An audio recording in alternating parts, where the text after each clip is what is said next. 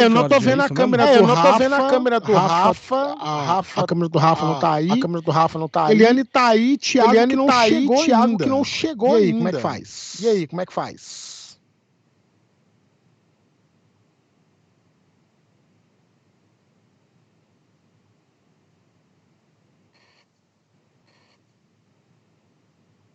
Tranquilo, deixa eu só fechar, porque tem um tanto de página aberta, tô ouvindo minha voz 1 milhão de vezes. Socorro! 1 milhão de vezes. Socorro! Eu fechei porque eu tô comendo.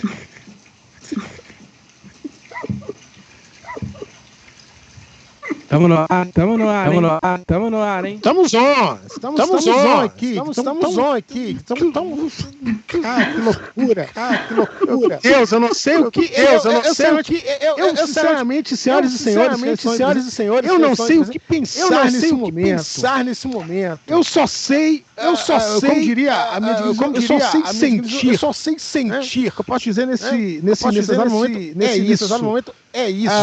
Eu sei uma coisa. Eu sei uma coisa. Fala, Trevor. Eu sei que se a gente demorar mais de 5 minutos pra falar, o Jorge Valpasso vai escrever outro RPG.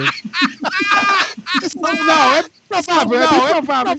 Toma mais o RPG. Eu não aguento mais esse jogo. Todo mês na Dragão Brasil é notícia de um RPG novo. Essa mensagem é maravilhosa. A frase é maravilhosa. Senhoras e senhores, meninos e meninas de todas as idades, dizer pra vocês bom dia, boa tarde, boa noite, porque você sabe, né? Na internet não tem hora, a coisa funciona assim, essa loucura. Eu queria primeiramente aqui me apresentar rapidamente. Meu nome é Luciano Jorge Jesus. Tenho um canal humildezinho chamado Jogos e Quilombagens. Sou membro desse grupo aqui, o Observatório. Eita, estão falando que o nosso áudio está duplicado e ecoando. Dá uma olhada para nós aí.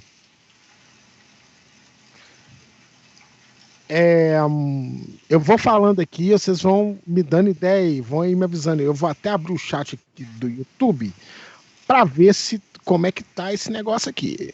Pera aí, deixa eu ver aqui. Chat do YouTube. É porque eu tava aqui de olho aqui no Rival. Rival começou o Campeonato Mineiro, o Rival tá difícil a vida do Rival. E eu tô muito solidário. Não tô não. Eu não sei se tem aqui ao vivo aqui no YouTube, mas se não tiver, eu sigo aqui na Twitch. Agora tá melhor? Beleza, Lucas Temalk tá sempre... Camila Gamino. Então agora vamos lá, porque senão daqui a pouco o Trevisan escreve, o Jorge escreve mais um jogo, o Jair aparece louco aqui, porque... Então, de novo, bom dia, boa tarde, boa noite, na internet não tem hora. Meu nome é Luciano Jorge Jesus, eu sou vamos dizer assim, né, o mestre de cerimônias dessa mesa magnífica e faço parte do Observatório da Discriminação Racial no Futebol também, que vocês estão vendo aqui essa camisa, e eu tô aqui hoje numa missão aí que me deram, uma missão muito louca aí, que me passaram, e que eu tô me sentindo extremamente honrado, né, em estar aqui fazendo esse espaço aqui nessa mesa sobre representatividade negra no RPG nacional. Eu estou aqui com nada mais, nada menos. Eu vou passar para cada uma dessas pessoas maravilhosas se apresentarem.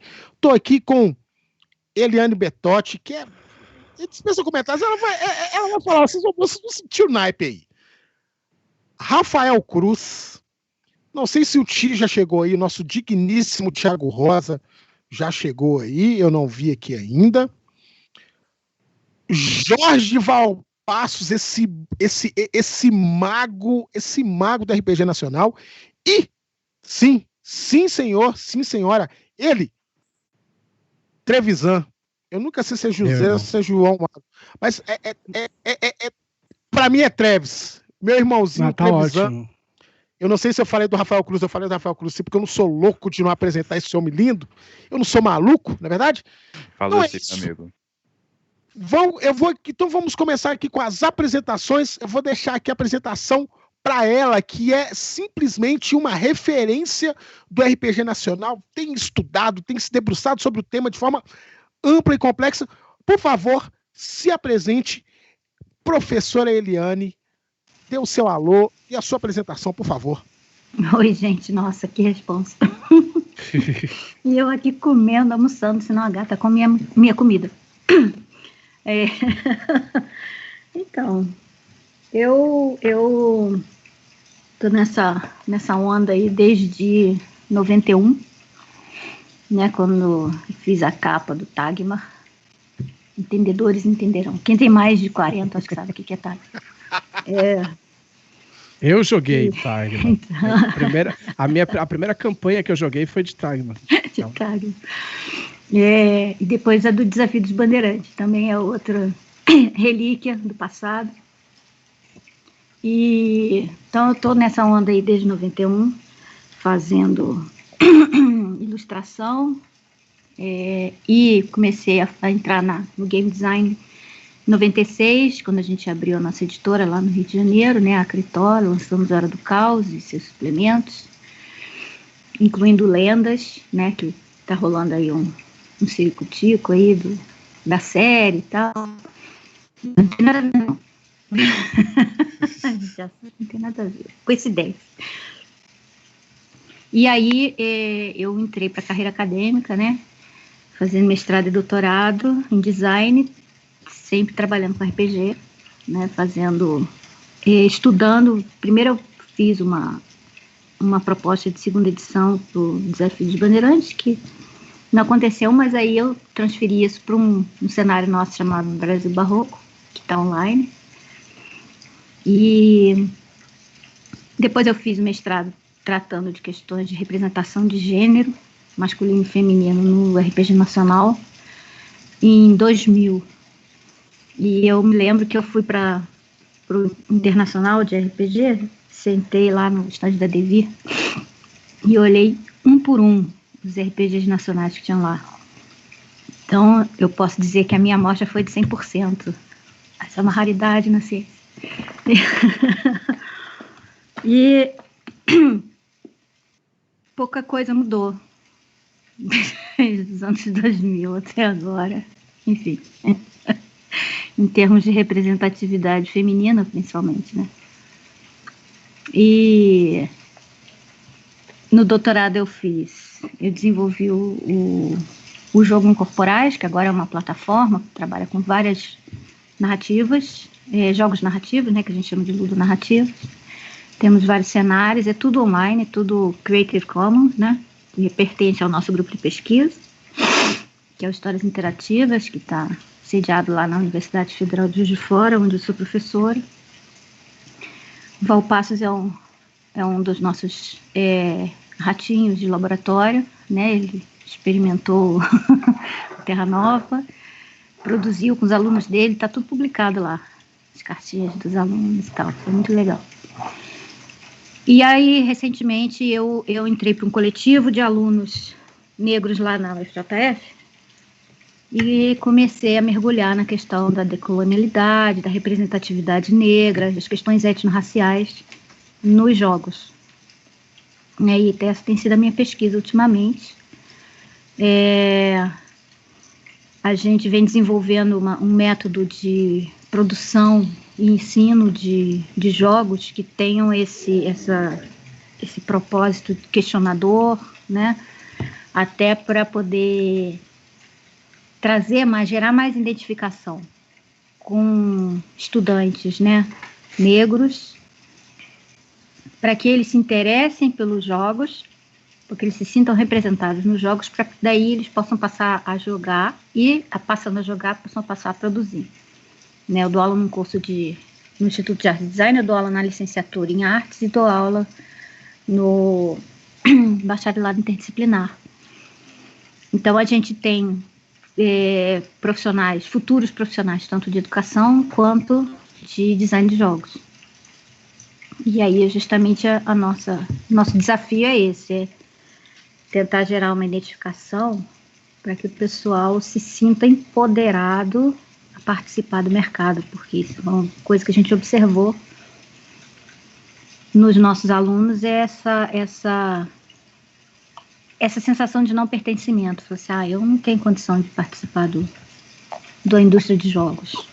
Por que não? Né? E uma das coisas é porque eu não me sinto representado.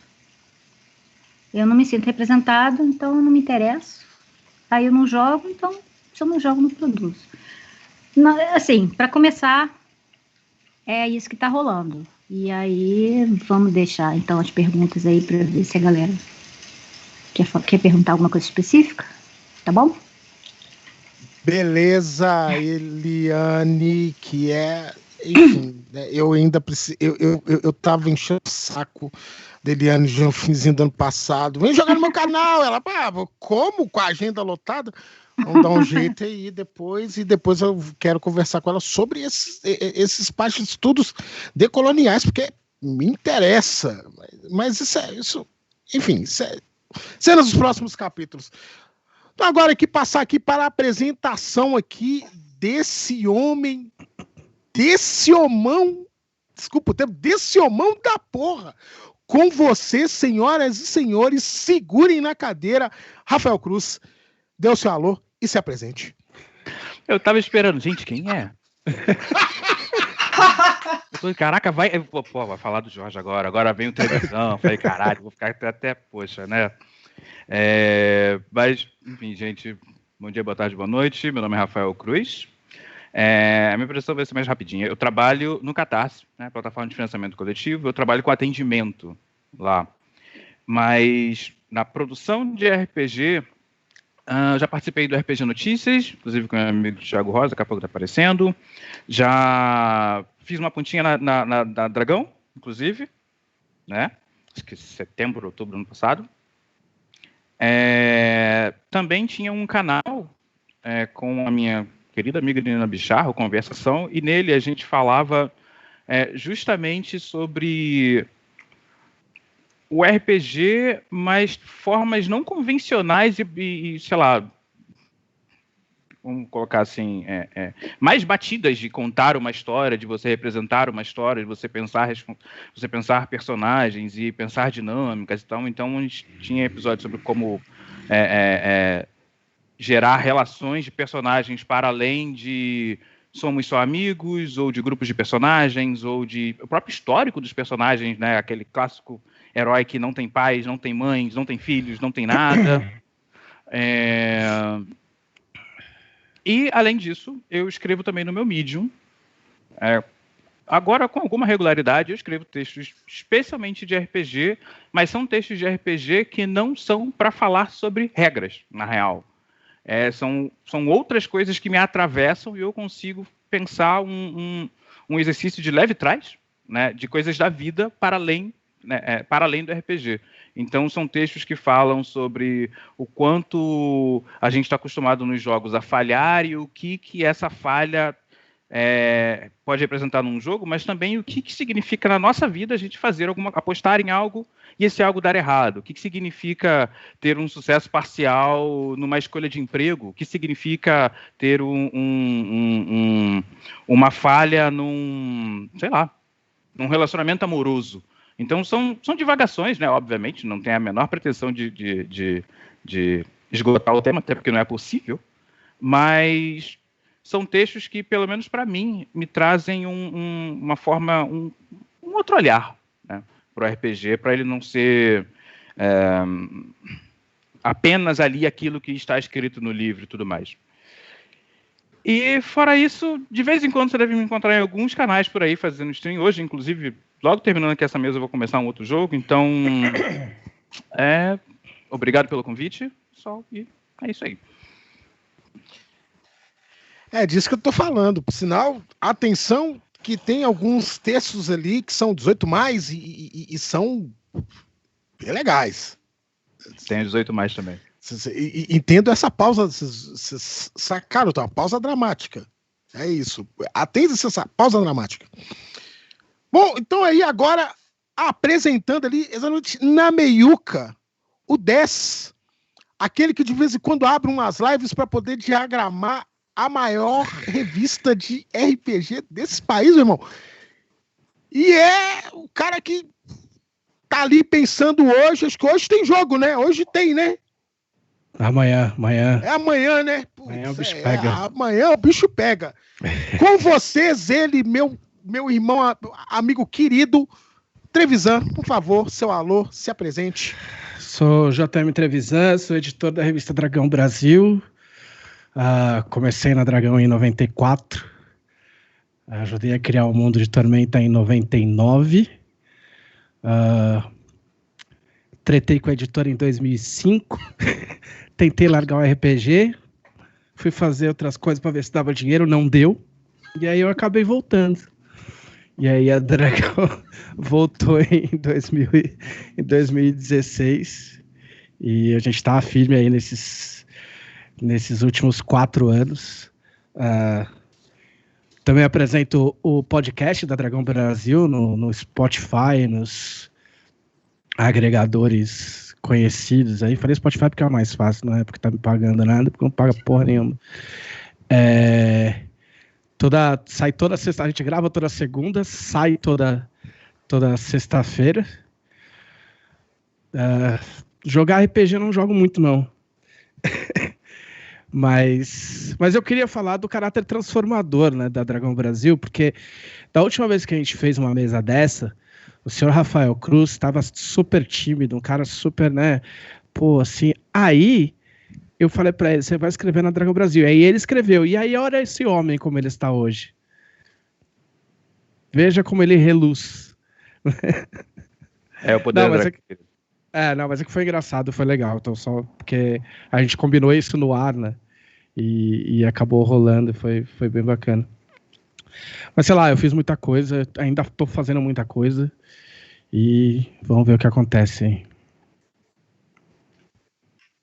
E agora, então, senhoras e senhores, né? Então, agora, nesse momento, esse cara que é assim, eu falo que ele é, na minha humilde opinião, ele é o maior escritor de RPG do nosso país. Para mim, ele é o maior nome da cena do RPG nacional.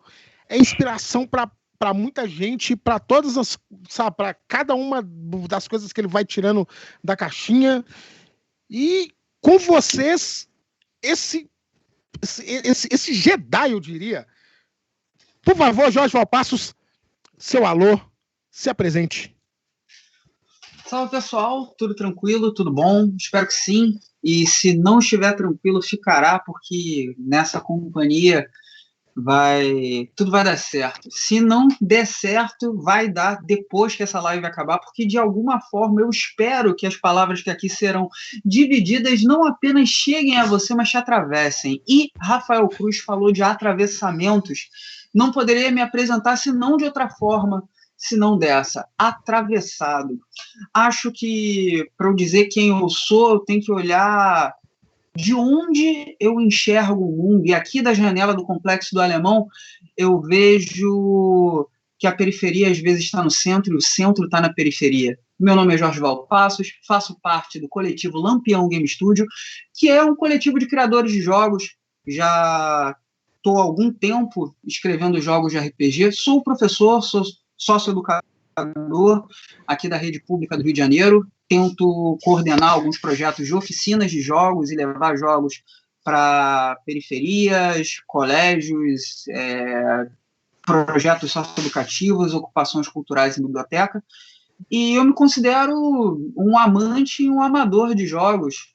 E acho que se a gente continuar se colocando em jogo e se permitir ser atravessado por meio de jogos e narrativas, a gente pode não ter muita certeza sobre o presente, mas a gente joga para ver o que acontece. É isso. Como é que eu continuo agora, né? Eu não sei nem onde eu me enfio depois dessa. Como é que eu continuo agora? Como? Alguém me traz uma cerveja, por favor? porque agora eu vou apresentar ele, que sim é o nosso Robin. Qual? Ele vai dizer qual, se é o Jason, se é o Dick, fica por conta dele. Ele que é o nosso garoto prodígio, ele que pensa no 220, não sei como, né? Autor de Caril Densetos, ele vai se apresentar aí. Por favor, sua apresentação, Thiago Rosa. Boa tarde, pessoal. Meu nome é Thiago Rosa. Como tu falou, eu sou autor do Caril Densetsu, que é um RPG de mangá seinen de ação, a famosa porradinha que você vê. Eu escrevi junto com a Dina Bichara e eu sou colaborador da Dragão Brasil. Eu faço bardo desde o começo da Dragão Digital. Na Dragão Físico eu tinha feito algumas coisas também. Eu faço de monstro que você mata, basicamente. Então, se você tá jogando RPG, provavelmente você tá usando alguma coisa que eu fiz. E eu espero que isso tenha causado muita dor e sofrimento dos jogadores. E eu partilho da satisfação que você tem sempre que você faz isso. Olha isso, cara. Olha que é isso. Então, eu já disse, só para complementar, também tenho contribuições com a Dragão Brasil, eu, Luciano Jorge Jesus, né? Participei do nosso livro queridíssimo, lindíssimo, cremosíssimo RPG Indagações, né? E também tenho algumas contribuições com a editora Retropunk.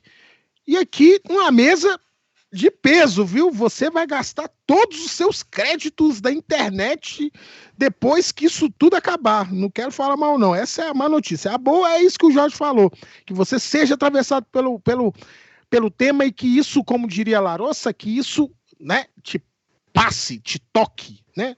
Então, gente, pra gente poder começar aqui para dar continuidade, eu queria que vocês dissessem para mim, pode ser em uma frase, pode ser numa reflexão, né, mais detida, para vocês, quando a gente pensa o que é representatividade.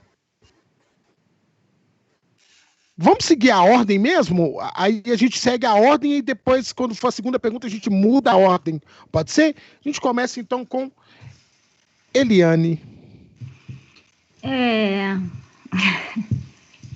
Representatividade é aquilo que é uma coisa que ainda não é, ou ainda está sendo. Mas eu acho que é uma coisa muito mais profunda do que a mídia coloca. E é uma coisa que dá raiva a muita gente. Mas mesmo assim eu vou falar, que é aquele famigerado lugar de fala. Eu sei que o povo detesta isso. Mas é quando você não tem a oportunidade de falar por si mesmo, né? Você é representado, não é somente quando alguém abre espaço, ou alguém fala sobre você, ou fala de você. É quando você conquista um espaço para falar de você mesmo, né? Então, no nosso caso, né, falando por exemplo, de feminino, quando você ocupa um determinado espaço que antes lhe era negado para falar sobre as suas próprias questões, né, ou falar sobre outros assuntos também, né, não só sobre as suas próprias questões, mas você conseguiu ocupar esse espaço. É mais do que vestir um cavaleiro de sei lá, botar uma roupa africana num cavaleiro medieval, né? Ou ou fazer um cavaleiro medieval preto. Ou vamos colocar um preto para, sei lá, na mitologia grega, então vamos fazer Zeus preto. Gente, pelo amor de Deus, a gente não precisa mais disso. A gente precisa ter espaço para contar nossas histórias, para se sentir representado. Então, em vez de botar um preto fazendo papel de Zeus, por que a gente não fala de Xangô? Né? Enfim, quando eu acho que é isso. Quando você, além de você vai além do saber sobre o que está falando, mas sentir, né? Uma coisa é você saber um assunto, outra coisa é você sentir um assunto. E quem não sente não tem condição de representar nesse nível do sentimento. Acho que é isso, por enquanto.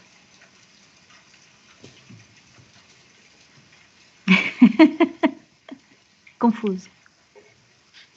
Mutado. Seguindo a ordem, então, Rafa, e aí, como você nota o tema, o que é representatividade para você? Cara, eu concordo bastante com o que a Helene falou. Eu acho que representatividade ela tem tudo aquilo que né, é uma potência, né? Tipo, ele consegue ser uma fagulha para poder inspirar, para poder te lembrar, te mostrar que você também pode, não é pode, também pode, mas ainda assim, como uma potência, ele não é.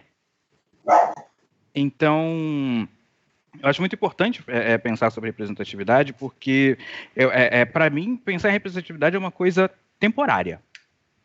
Não é tipo, está ali representado. Eu acho que a representação não é a coisa. Ela é uma coisa, né? Então, assim, se eu for parar para pensar em termos de representatividade, eu gosto de assumir que ela é uma possível, né, nem a melhor ou a única porta de entrada, mas ela é uma possível porta de entrada, que eu acho que para talvez permitir outras pessoas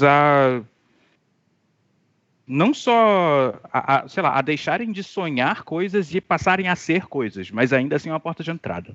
Então, isso aí. Sim. Só lembrando o chat, é isso. Se o chat tiver questões aí, pode ir dando ideia que eu aqui vou tentar amarrar e lançar, jogar a bomba aqui pra galera, tá? Trevisan, e você, meu querido? Eu odeio fazer mesa com gente mais inteligente que eu, cara. Gente que pesquisa, sabe? Cara, assim, ó, eu vou ser muito honesto, eu tô muito na parte rasa ainda, saca? Não era uma coisa que me preocupava, não é uma coisa com a qual eu fui 100% alheio, e eu tô sendo bem honesto, porque eu posso ficar inventando coisa aqui, porque eu acho que a gente passa por um abrir de olhos, eu acho, né? Eu acho que você tem todo o lance que a gente até conversou da outra vez, né? Que é o fato de eu, por muito tempo, não me identificar como preto, né? Então até isso foi uma descoberta para mim, e a partir daí eu não consegui mais jogar com personagens brancos. É uma coisa muito louca, porque assim, para mim não faz sentido. E de todos os personagens que eu criei até hoje, o que eu mais gosto, o que eu mais cuido hoje é o Nargon, que é o que eu contei, da guilda do macaco, foi meu primeiro personagem negro. E é o personagem que eu mais gosto, é o personagem em quem eu me enxergo. Então, assim, falando da minha parte, que é a parte mais comercial, que tem mais amarras, vamos colocar assim, para ser simples, eu acho que passa por esse despertar, primeiro, de quem está fazendo, de entender que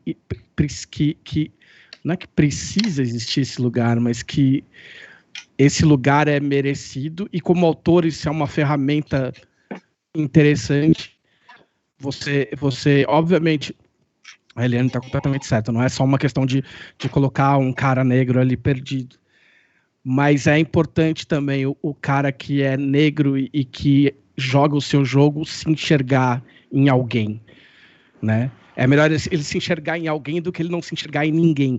E às vezes, cara, tipo, em se tratando de jogo, porque assim, os jogos ditos indie, os jogos vindo de pesquisadores, eles hoje em dia eles já nascem com essa preocupação, eles já vêm de raiz com esse pensamento, que é uma coisa que a gente não tinha. Então, quando você pega jogos grandes como D&D, Pathfinder, Tormenta, entendeu? A gente tem que passar por não é uma reciclagem, mas é quase uma reciclagem. E o cara que joga e é preto, ele tá acostumado a jogar e não se vê lá e tá tudo bem. Porque ele acha que tá tudo bem. E na verdade não tá. E ele às vezes a pessoa mesmo só descobre quando vê um personagem preto, ele se vê ali dentro. Então eu acho que eu tô nessa fase. Eu tô na fase de encarar como uma possibilidade fazer personagens pretos, corrigir, entre aspas, isso em Tormenta, quando a oportunidade existir, porque eu acho que também é terrível quando a coisa é forçada,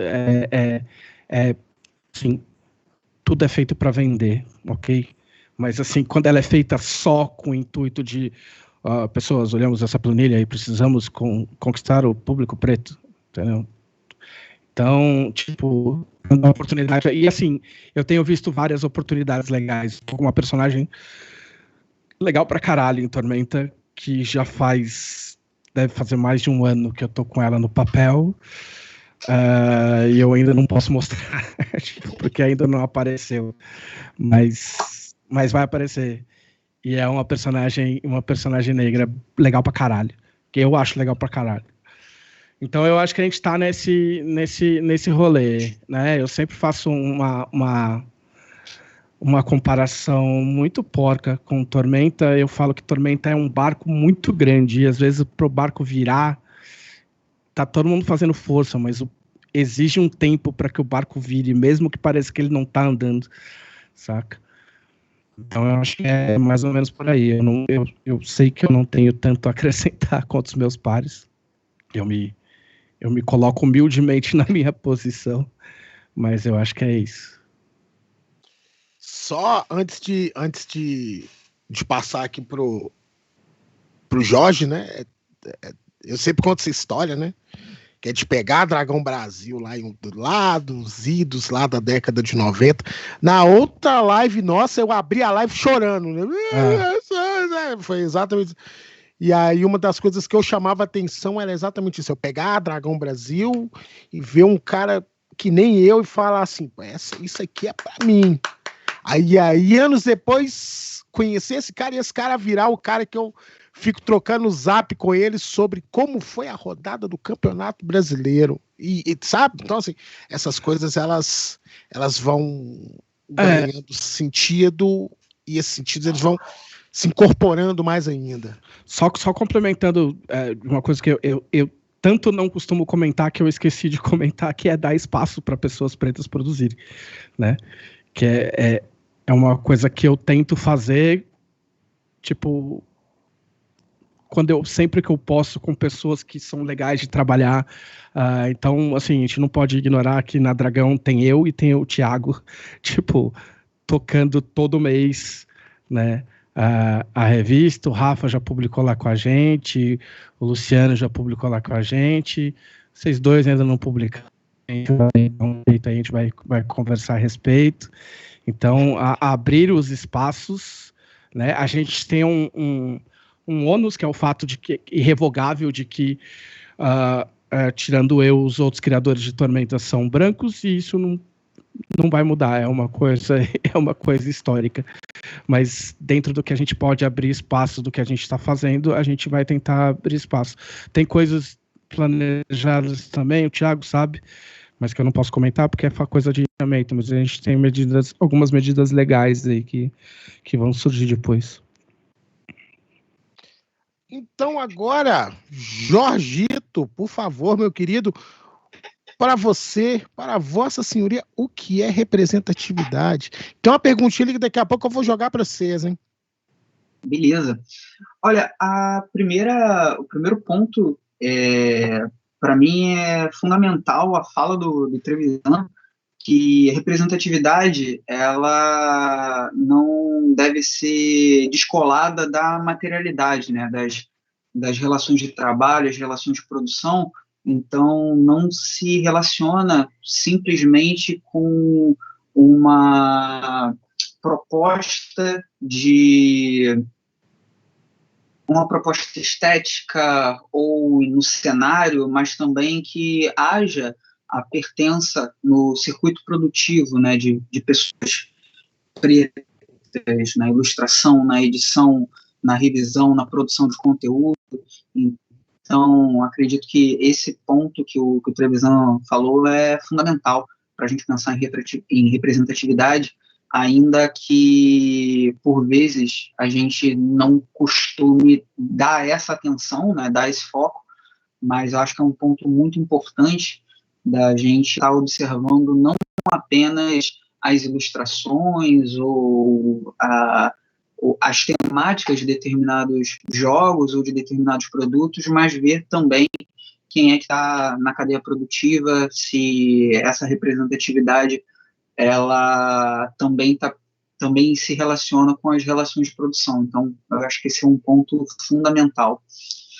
E eu queria destacar um outro ponto. Primeiro, que eu concordo com tudo que foi partilhado aqui até agora, mas quando a gente fala em representatividade, a gente tende também a observar o caráter político, né, desse conceito, e observar que quando a gente está tratando a representatividade dentro de qualquer tipo de relação de produção, de criação, a gente está quase que sublinhando essas relações políticas, as relações conflituosas, não simplesmente homogêneas, ou generalizantes ou universalizantes.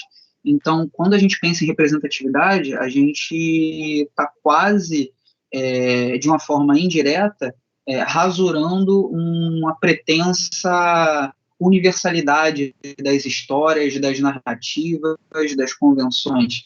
Então, quando a gente, por exemplo, abre um livro de RPG e tem na escrita determinada gíria, determinada forma de expressão, ou mesmo ilustração que retrata corpos diversos, com diferentes expressões, a gente já está restituindo, né, algo que é inerente de uma produção cultural, que é o seu caráter político. E quando a gente pensa nesse mundo que a gente vive hoje, eu não acho que é algo negativo a gente estar inserindo pontos de conflito e de tensão e, por meio dessas narrativas, dos jogos, não se isentar do debate, do conflito, mas saber se posicionar, debater, defender os pontos. Então, eu acho que é uma coisa importante da gente tratar aqui também, que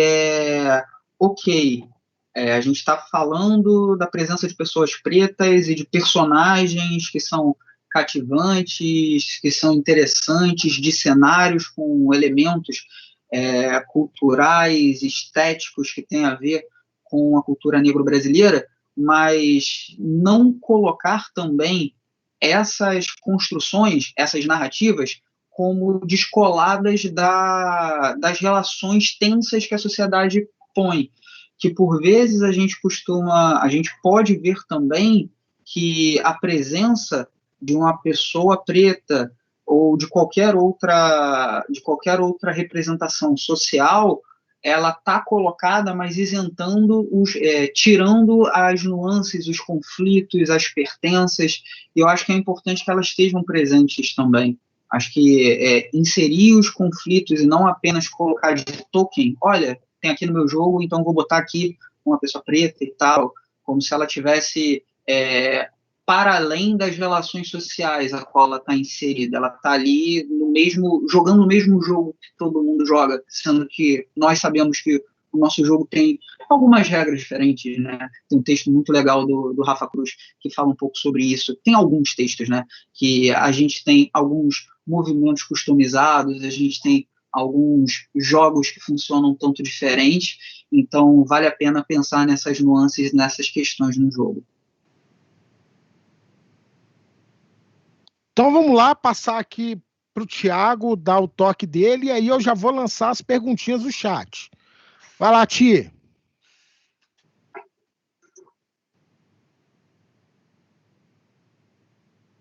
Que tá mutado, Ti.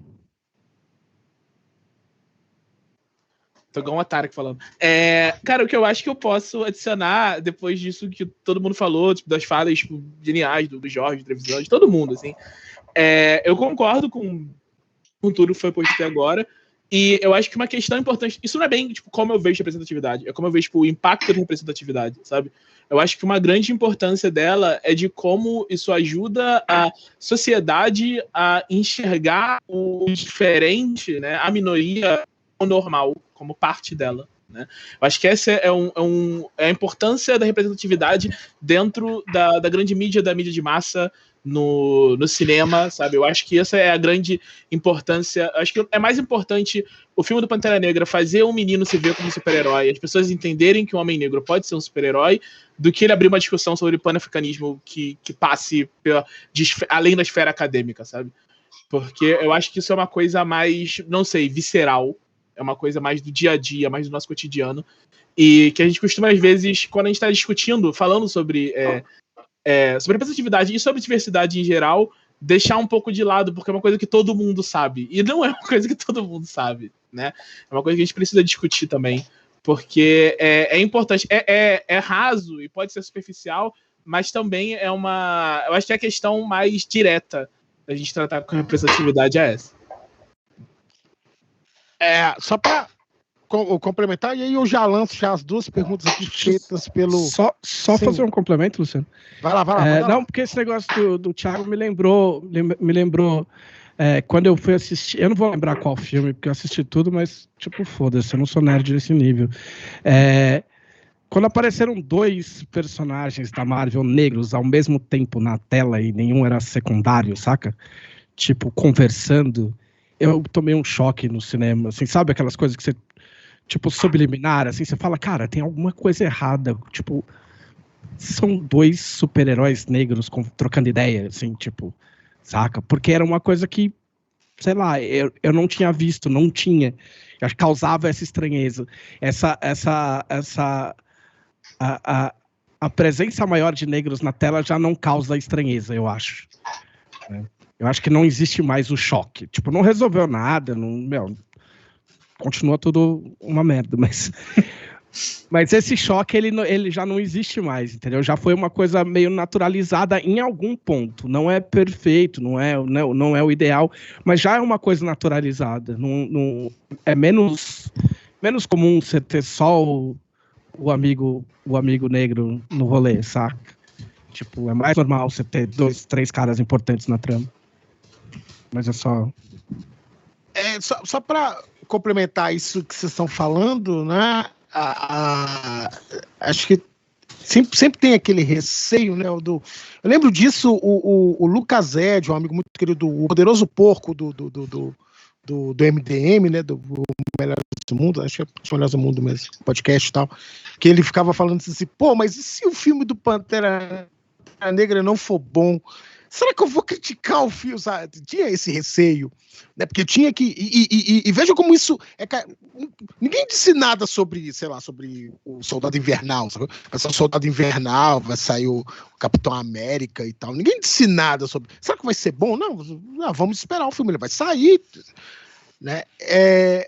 E eu fico pensando nisso, assim, né? Pô, mas e aí? Como é que a gente... Né? Como é que fica o nível da crítica e tal, né? Em que lugar está? No mesmo lugar. Da crítica honesta, bem realizada, né? Indico, joga aí depois um texto, tem um texto que o meu amigo querido defendeu doutorado ontem, o Sergi Catimbera, cara fantástico, ele escreveu um texto sobre o filme do Pantera Negra e algumas questões que ele notava, alguns problemas, vamos dizer assim, né? Uma leitura crítica que ele fez, né? Depois de muito tempo, e ele notando a importância do filme e tudo mais, né? E foi uma crítica feita de forma tão bacana que o Emicida apareceu e disse assim, mano, eu não tinha notado isso, né? E aí a gente sempre nota isso. Há sempre algo a mais para se aprender, para se entender sobre o tema, sobre como os temas são atravessados, né? Como a gente está falando de um recorte da indústria cultural e que ele tem seus limites, né? E por aí vai. Eu vou lançar aqui 2 perguntas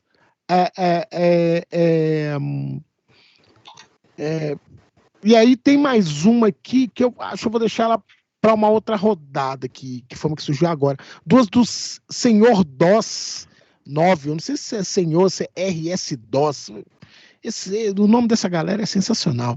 A primeira dele aqui, que surgiu, foi a seguinte: qual a diferença entre representação e representatividade, imagética e presença, homens e mulheres negros, representados, exotismos, e os homens e mulheres negras enquanto seres, né? Então, se der para a gente entender aí, né, qual a diferença entre representação e representatividade, pensando, né, em tudo aquilo que a gente, que foi construído, não só, né, mas a gente pensando aqui na cultura pop, né, quais essas representações que foram construídas. E depois ele lançou mais uma, que é a seguinte: qual o poder da colonização cultural branca na produção RPGística nacional? Essa pergunta eu achei ela totalmente excelente. Só para dar uma... que aí eu jogue para a galera, e aí quem quiser responder, responde. Fica algo mais... pegou, falou. Algo que eu fico pensando, né, a partir, inclusive, da academia, né, a noção de representação, ela está presente em vários lugares, mas na história também, né, salvo engano, com um dos caras lá os pensadores franceses e tal, né? Então, dependendo do lugar, então, a categoria, vamos dizer, ela vai sofrer as suas modificações. Então, talvez, para a gente poder pensar aqui, isso eu partindo desse lugar, talvez a gente precise pensar um pouco mais, né? Se a gente está falando da mesma coisa ou não, quando a gente fala de representação e representatividade, porque representação pode ser simplesmente o modo como, né, por exemplo, as novelas brasileiras sempre construíram a ideia de mulheres negras, por exemplo, né? O papel secundarizado, o papel de pessoas que não possuem agência, que não possuem uma história própria, mas que estão ali sempre a reboque do personagem principal e tudo mais, né? Então, talvez essa seja uma noção rápida que eu tenho de representação, que outras podem existir nesse mesmo, né, nesse mesmo tempo. Porque representatividade é aquilo que a gente tem tentado entender, né, que é de como se pensar para além dessa normalidade, dessa normatividade que é branca, que é cis hétero, que é jovem, né, né, de um entendimento de um corpo, né, muitas aspas, atlético, né?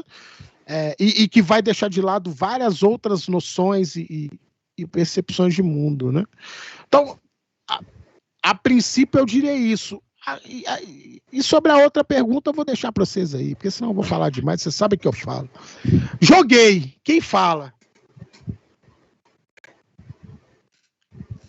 Sei lá, eu falo, eu vou pegar aqui uma fala bacana do Trevisan para complementar, Luciano, que é aquilo que ele falou de ter 2 pessoas pretas, 2 caras conversando, e de nenhum ser sidekick, sabe? De não ser um alívio cômico, de você não ter aqueles estereótipos típicos que a gente, quando assiste um filme, a gente sabe que, pô, vai ter um preto, esse preto vai ser o cara da piada, sabe qual é? Ou então o cara preto vai ser o cara que vai derrubar a porta, vai chutar a porta. São aquelas figuras que a gente já sabe que vai ter e fazem parte aí de alguns tropos e tal. E isso eu acho que tem a ver com representação, né? A representação, ela dialoga muitas vezes... Quando a gente fala em representação, estudos do imaginário, né? Então vai lidar com as imagens que já estão pré-concebidas, né, no imaginário social. E essas imagens, elas normalmente já são atravessadas, né, pela colonialidade do ser, do poder e do saber, que meio que edificam essa experiência periférica a qual a gente está inserido. E quando a gente tem uma representatividade, tem justamente aí o que vocês estão construindo, né? A ideia de agência, de uma leitura distinta daquela posição social, de uma possibilidade de ver um protagonismo e de ver o mundo sob a perspectiva do preto, da preta. Então, acho que tem um pouco a ver com isso. Aquela imagem, né, que o Trevisan falou de, pô, eu consegui ver um filme no cinema e que tem um diálogo entre dois personagens negros e aquilo dali não causar desconforto, não ser, pô, que coisa estranha, que coisa esquisita, e ser encarado aí com uma certa naturalidade, eu acho que tem um tanto a ver com isso. Sei lá, foi isso. Eu lembro assim, só rapidinho, desculpa, Eliane. Tá bom. Não. É que eu lembrei também das propagandas, né? Vocês lembram o Rebuliço que deu aquela propaganda do Boticário alguns anos atrás?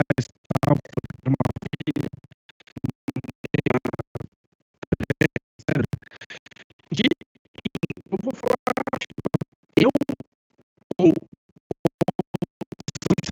porque você está acostumado a ver o negro representado como o marginal, o cara que mora na favela, o cara sofrido, entendeu? O cara que até o cara batalhador que está ralando para conseguir alguma coisa. Você não está acostumado a ver o cara como uma pessoa classe média que está bem, está contente, está com uma família legal, entendeu? Tipo, trocando presente, super de boa.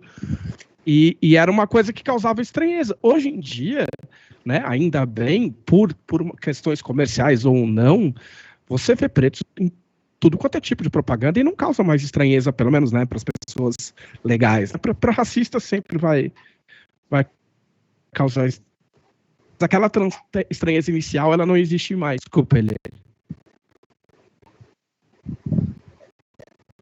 Tranquilo. Posso misturar as duas perguntas? Vai lá. Tem 3 perguntas aqui que, para mim, elas dá para responder. Uma resposta vai encadeando na outra. Mas é rápido. Eu vou fazer a didática aqui. Você pode pensar, é uma maneira, né, de pensar essa diferença entre representação e representatividade da seguinte maneira. Tem uma sugestão. Representação é um processo normal do ser humano, né, de criar signos para se comunicar. Né? Então, porque a gente nunca tem acesso direto ao real, a gente tem sempre essa interface do signo, que é o ato de representar. Ele é um ato normal do ser humano. Representatividade é quando você politiza esse ato, como o Paulo Passos falou. Quando você pega um ato que é um ato normal, né, cotidiano, rotineiro, e politiza, questiona, ressignifica, traz outras opções, né, esgarça essas representações. Isso é a representatividade. Né? Então, você politiza esse ato que é um ato cotidiano. O que acontece quando ele está falando aqui da segunda pergunta, qual o poder da colonização? O que é essa colonização? A gente está falando de colonização agora, né, no âmbito dos estudos decoloniais, né, contemporâneos, de uma colonialidade cultural, do imaginário, dos atos de representação. O que acontece? Esses atos de representação, eles se tornam opressores, né? Eles são apropriados por um movimento também político, né? Um objetivo de opressão, de conquista, né? De dominação. E aí, o que ele faz, né? Para dominar? Ele apaga todos os outros. Todas as outras possibilidades, tá? Ele minimiza, ele demoniza, ele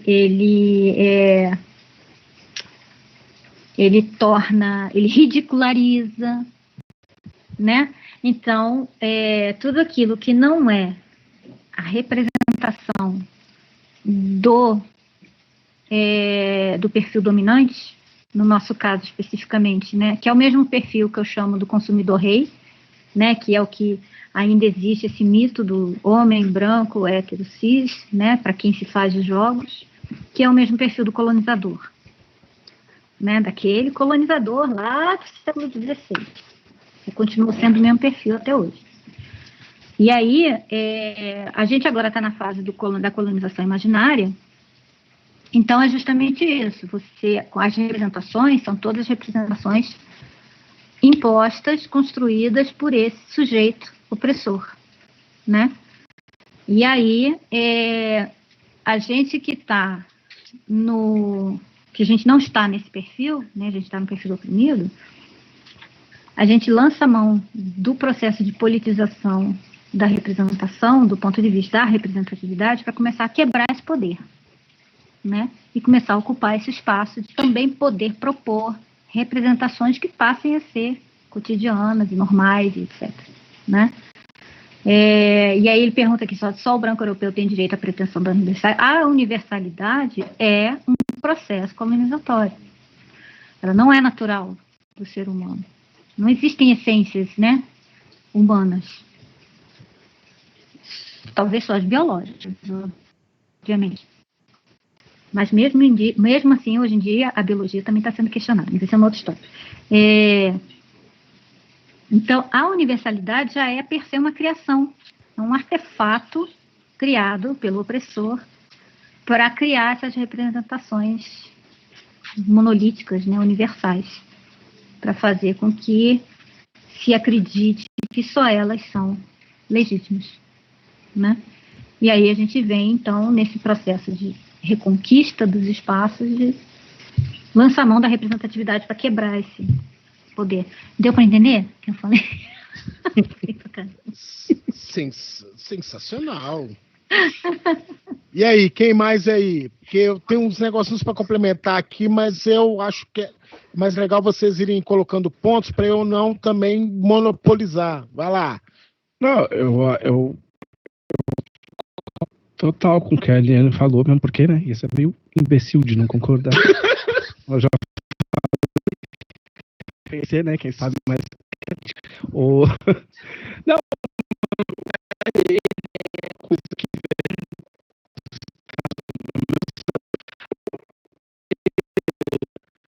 pessoas como o Jorge, a galera que começou, sei lá, de 2010, 2005 para cá, eu acho que já começa com uma outra cabeça, sabe? Com uma é uma coisa engraçada. Não sei.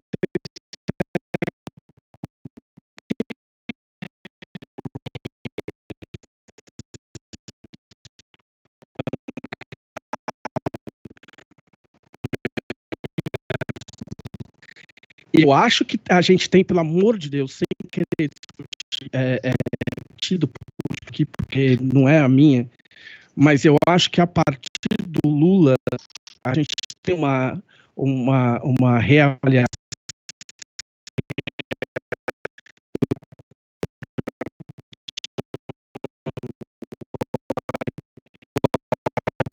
Mas as pessoas que cresceram nessa época têm uma outra visão, entendeu? Elas gostam mais de Caetano Veloso do que de Nirvana, por exemplo, entendeu? Então, essas pessoas que passaram a produzir, elas já passam a produzir com uma visão diferente do que é a cultura do próprio país, entendendo o que é que vem de fora e como isso é assimilado aqui dentro, né? Acredito eu estou chutando, né? Ou dizendo de acordo com as observações que eu tive. Mas quando você trabalha em cima de um RPG que foi feito, né, de um estereótipo, de um pacote que veio lá de fora, essa presença é grande e sempre vai ser grande. É uma briga constante de você conseguir colocar coisas aí no meio. Deu uma travada na minha fala aí, eu não sei se é a minha conexão ou é vocês. É uma briga constante de tentar. Assim, eu acho que, por exemplo, Tormenta não é D&D. Nunca vai ser D&D, não é para ser D&D, porque foi escrito por brasileiros. Então, assim, por mais que tenha, pode ter cavaleiro, pode ter dragão, pode ter o cacete. Mas eu cresci no Brasil, eu sou brasileiro, e as coisas que estão ali são coisas que eu vivo, é reflexo do que a vida fez comigo. Então sempre vai ter um lado, né? Agora, algumas coisas precisam ser ativamente feitas para se adequar a uma visão diferente e diluir um pouco esse fator colonialista. Mas eu acho que o quente mesmo nesse esquema não vem da gente. Eu acho que vem do Jorge, vem do Thiago, vem do Luciano, vem da Eliane, vem de um monte de gente que está fazendo coisas diferentes e coisas novas, entendeu? Mas comprem Tormenta, que é legal. Senão a caixa tá ali, ó. A caixona tá ali. Só para complementar algo ali, aí eu vou jogar também, acho que dá pra gente explorar um pouquinho mais tem essa terceira pergunta aqui, né, que é o do que dava também para colocar, porque ela se complementa, né, elas dialogam muito, né? Só o branco europeu tem direito à pretensão da universalidade, né? E como vocês veem, né, o fato de que tudo foge ao padrão branco ocidental é todo como étnico, né, ou temático, ou ao contrário. Tem algo que eu acho interessante, né? Porque a gente, se a gente pega, tem um escritor francês que ele tem um livro chamado Jogo de Escalas, né? Show Jacques Revel, se não me engano. E aí, se a gente muda falar de branquitude no Brasil, significa falar de ser branco no Brasil. Que a pessoa lida como branca no Brasil, pode ser que ela não seja lida branca quando ela chega nos Estados Unidos, vai ser o latino, né, com perdão do termo, vai ser lido como cucaracha, né, e por aí vai. Logo, por isso é importante, por exemplo, se tem um cara que hoje vai estar fazendo mais um papel importantíssimo, que é o cara que vai fazer o Joel agora, que fez o Mandaloriano, que o Trevisan fala que... Pascal. Pedro Pascal. Por isso que é importante. É o tiozinho do boteco. O tiozinho. Olha só. Aquele bigodinho assim, o bigodinho dele é sensacional. Eu acho ele um romano da porra, aquele cara. E aí, cara, assim, né? Por que eu tô dizendo isso? Porque, vejam, existe um campo que ele é mais atual, que é o. Mas eu acho que coisa de 20 anos, né, por aí, que tem sentido a noção de branquitude, que é o de tentar entender que porque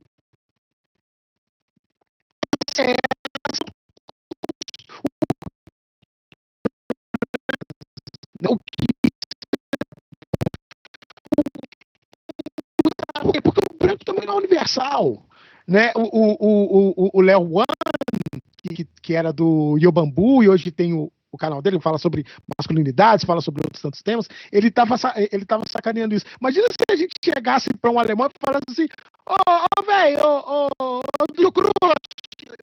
porque a gente não sabe exatamente o modo como alemães é lógico que dentro de um pensamento sociológico talvez seja necessário se abarcar uma totalidade para se pensar numa série de tradições, mas isso é outra coisa.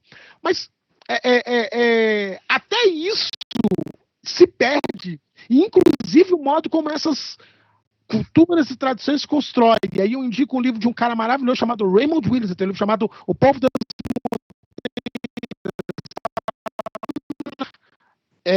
no país e a forma como diferentes povos e diferentes tradições viveram em um determinado lugar chamado Montanhas Negras. E isso vai nos lembrar, inclusive, como esse entendimento de totalidade branca, ele é perverso, inclusive, entre brancos. Porque ele vai deixar de fora galeses, ele vai deixar de fora escoceses, ele vai deixar de fora bascos, e por aí vai, né? E aí a gente pode também refletir o que é o racismo nesses lugares, mas aí, né, são outras nuances. Então acho que é importante a gente pensar nisso, para daí a gente também não dizer que quando se fala em Wakanda não se busca uma totalidade, se busca a construção de algo que é o que é, e também não é, né? Que o povo do candomblé gosta muito de fazer isso, esse jogo, né? Então, não é necessariamente a busca de uma outra totalidade, é uma busca de uma construção, de um entendimento que, obviamente, questiona o lugar total, né? Eu acho que é importante a gente pensar nisso. Nossa, já falei demais, meu Deus do céu. Tá com vocês. Se vocês quiserem gastar ainda um pouquinho mais essa pergunta, bora. Sobre essa questão de branquitude, né? Do que significa branquitude, eu acho que ela cai um pouco numa questão semântica, sabe? Porque o branco, ele é uma não raça, né? Ele é aquele que não é racializado. O branco não é racializado. Ele racializou o resto do mundo, né? Então, o nosso entendimento de raça, ele vem dessa ideia, né? Isso perpassa várias línguas.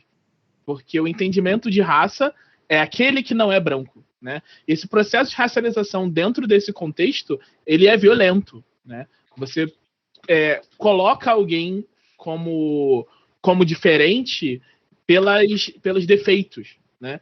E existe uma tentativa atualmente, né? É por isso que tem tantos problemas com estereótipos negativos relacionados à raça, né?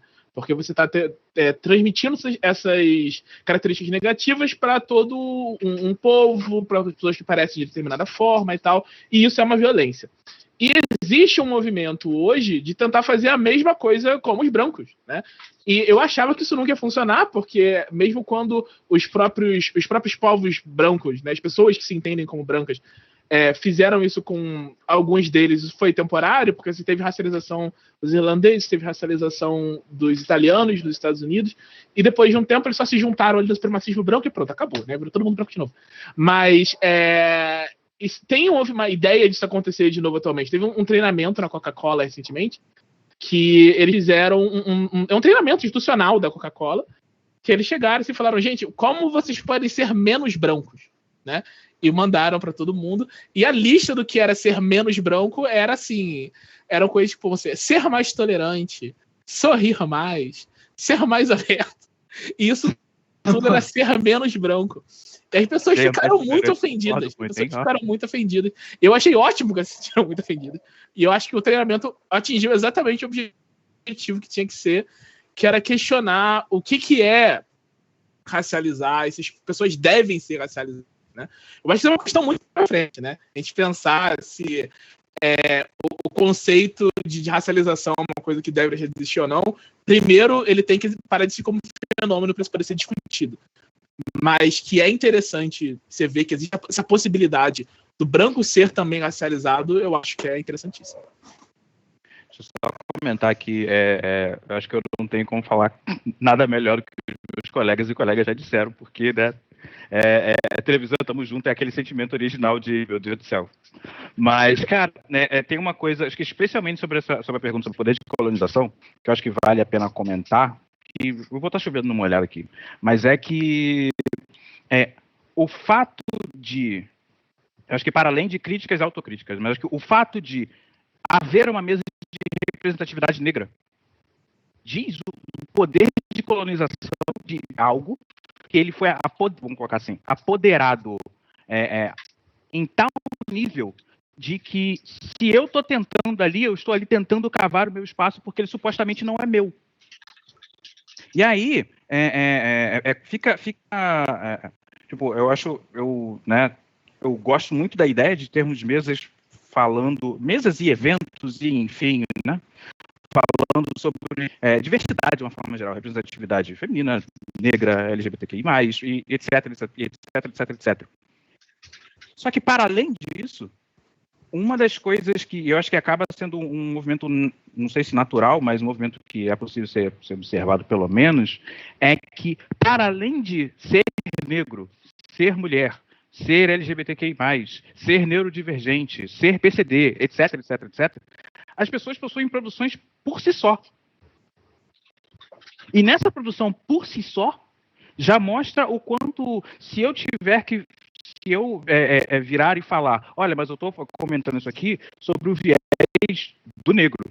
Cara, eu não tenho como comentar uma coisa que não seja sobre o viés do negro. Eu simplesmente não tenho como fazer isso, né? 24 horas por dia. Meio que, sei lá, talvez, né? Mas só, sei lá, agora eu recebo que é esse pouco branco, que aí eu tô com dinheiro. Então, fora isso, tipo, eu acho interessante pensar essa coisa de poder de colonização, porque ela cria, ela não sei nem se ela cria protagonismos, né? Mas ela definitivamente ela retira espaços de literalmente de convivência. Então, se eu estou ali, eu estou tentando galgar o espaço porque ele supostamente não é meu, né? E, enfim, é isso. Bom, Posso? vai lá. Rapidinho.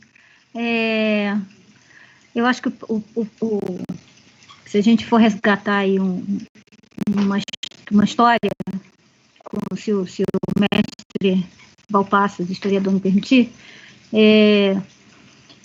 esse próprio conceito, o que a gente está chamando de branquitude ou negritude hoje em dia, esses termos só são possíveis porque a gente vem vivendo um processo de desmoronamento dessa universalidade, desse perfil opressor.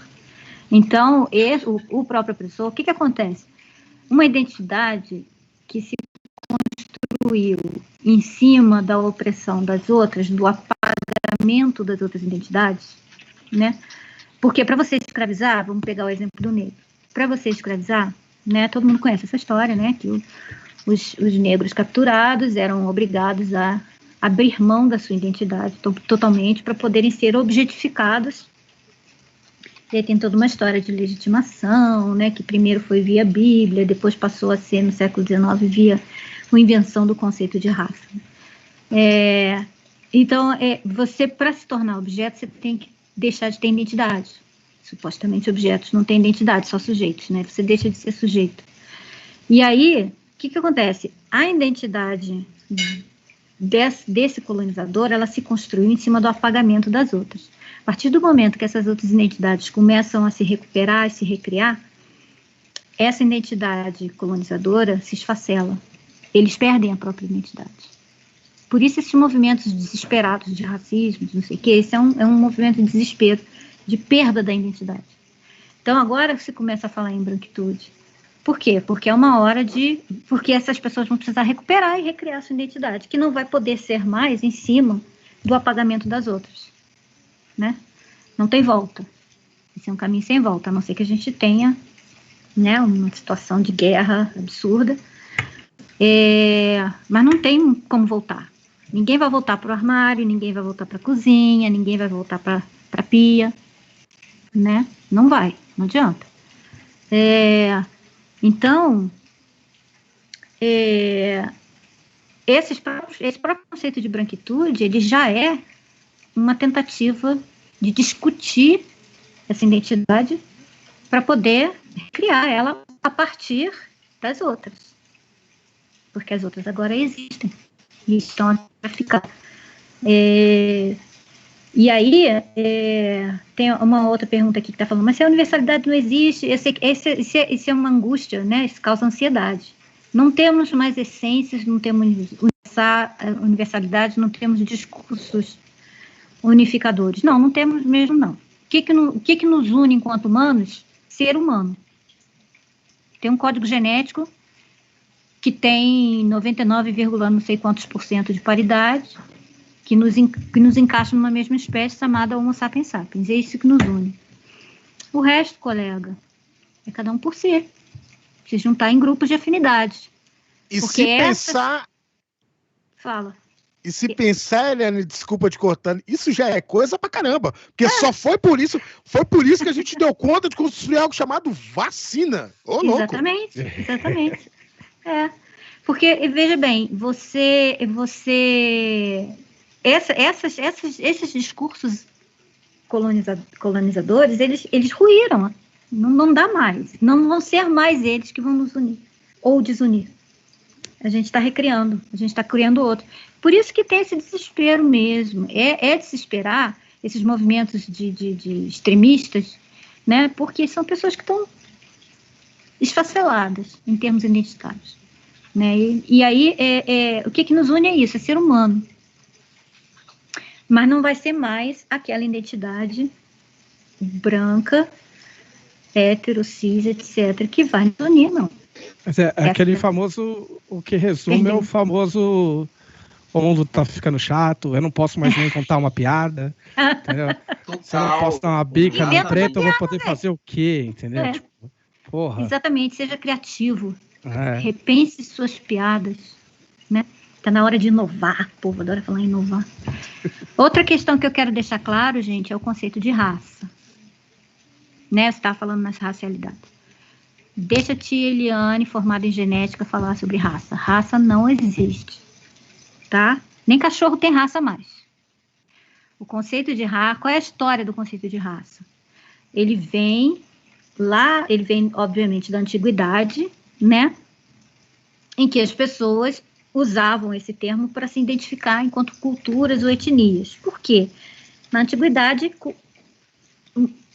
morfologias e comportamentos andavam mais ou menos juntos, né? Você tinha, sei lá, os egípcios, né? Os gregos, os celtas, os vikings, né? Você tinha uma coincidência ali, mais ou menos, né? Em alguns casos bastante questionável, nos casos egípcios, por exemplo,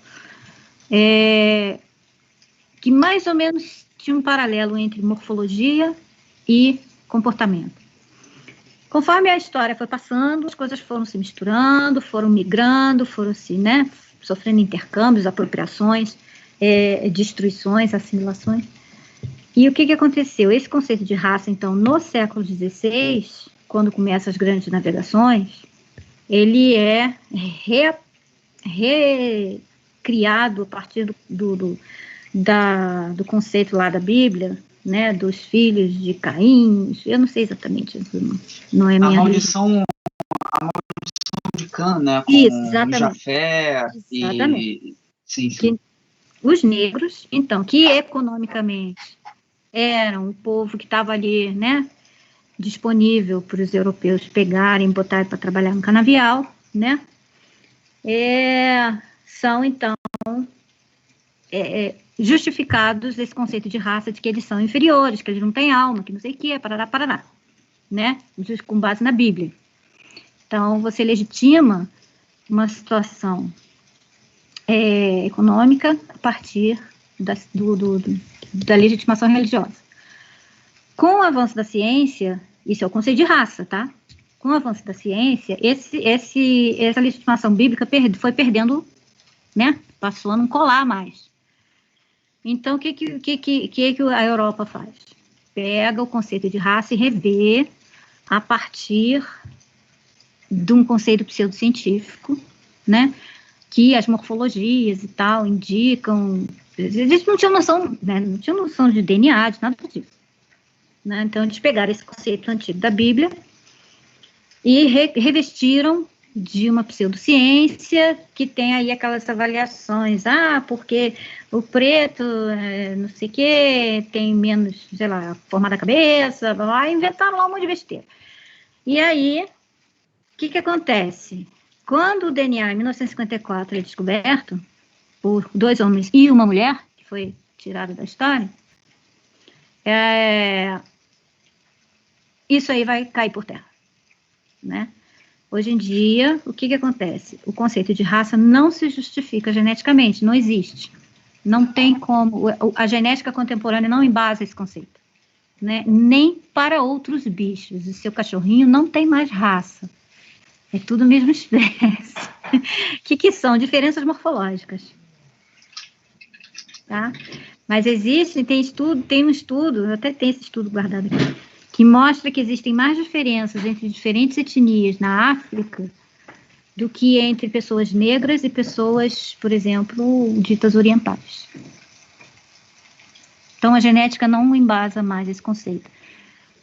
Não dá mais para falar em raça. A raça não existe. A raça é justamente um construto ideológico do opressor para oprimir. Né? É isso, falei bastante. É isso, né? Eu tô aqui absurdado porque já tá dando nosso tempo. Já tá dando nosso tempo. E eu vou começar aqui com o Jorge. Jorge, para a gente já ir encaminhando já para as nossas para o nosso fechamento, eu queria que você começasse respondendo para a gente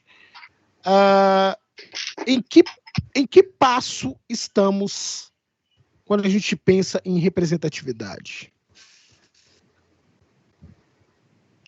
Olha, essa é uma pergunta muito boa, porque a própria existência dessa mesa de debate aqui no Dia Nacional do RPG já indica que há um movimento, né? Há um processo, e história enquanto processo, ela não é fixada e tal, e eu já acho que a gente está em um movimento, né? É um passo que demonstra que, como o próprio Trevisan disse, a gente está em um outro regime de temporalidade, com outras questões apontando para outros futuros, e isso também não nos isenta de manter sempre o olhar atento, né? Aprendi com a minha mãe que você tem que olhar para todos os lugares o tempo todo, porque eles têm um regime de atenção assim, meio que distinto de muitas pessoas, mas não significa que, sei lá, a luta está vencida, mas eu acho que é um momento muito, muito importante. Talvez a gente tenha que dar um passo além, né? Colocar questões mais explícitas, no momento que tem muita gente isentando a política, né? Com um discurso, né, totalmente pós-político e tal, e antigamente que era melhor, que não podia fazer esse tipo de piada e tal. Tá na hora da gente restituir mesmo e colocar o dedo na ferida. Acho que talvez esse seja o momento. E uma outra coisa que eu acho que também é importante é que quase sempre a gente, para ver esse debate em torno de representatividade, por vezes a gente acha que tem que ter um conteúdo muito explícito para a gente ter a representatividade negra, mas são nuances, né? Eu não preciso ter necessariamente o personagem negro-herói, mas que haja o elenco com temáticas e pessoas pretas e tal, sem ser consideradas exceções. Isso ser colocado como uma forma natural, porque a gente convive, nós somos, e é isso. Mas eu vejo eu não gosto de usar o conceito esperança, mas eu vejo com uma seta para outros horizontes possíveis. Acho que a gente está num bom caminho, sendo criativo, e isso é bom. Muito bem, muito bem. A gente já está aqui pertinho do fim, tô achando um absurdo isso aqui. Então, rapidão aí para mim aí, começando aí do Jorge aí, rapidão, aí vai Jorge, Thiago, Eliane, Rafa, fechando o Trevisan aí para as despedidas, e eu já me despeço. Tchau, foi um barato. Jorge Valpasso, por favor, sua despedida.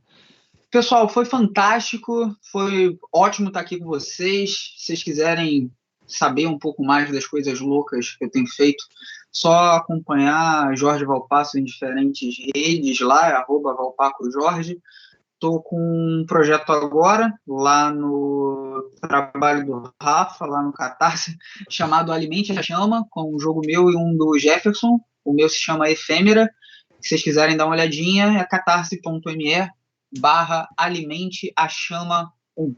Muito obrigado, boa noite, valeu. Vamos lá, Thiago Rosa. Sou eu. Valeu, gente, foi muito bacana, eu gostei muito do papo, quero agradecer a todo mundo, a troca foi muito bacana. Eliane, como sempre, dividindo a sabedoria dela com a gente, foi muito bom.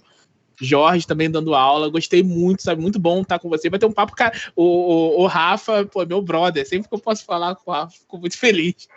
E eu, sei lá, eu tô muito feliz de ter tido essa oportunidade de estar aqui junto de todos vocês. E pro pessoal que tá assistindo, eu queria pedir: joguem Kariu Densetsu e assinem Dragão Brasil. É isso. Vamos lá. Eliane, Conselho Jedi, por favor. Não, gente. Não, obrigada pelo convite. É sempre bom participar, é sempre bom ver é sempre bom manter a chama acesa, né? Como o Paulo Passo estava lá falando, porque sempre pode piorar. Então, fiquemos espertos, né? É preciso estar atento e forte. Não temos tempo de temer a morte, porque sempre pode piorar, né? E é um processo contínuo. Esse processo de ocupação de espaços, de recuperação de identidades, é um processo contínuo, tá? Não pode dar mole. Então, a gente está sempre aí, disponível para cutucar essas feridas mesmo, tá? Eu continuo fazendo lá meus projetos Creative Commons, do grupo de pesquisa, na plataforma Incorporais, agora trazendo Minecraft para jogada, né? Quem quiser saber mais, depois entra lá no nosso site. Sei lá, se eu posso digitar aqui o negócio, não? Vai aparecer? Manda aí que o Rodrigo joga lá no site. Tá.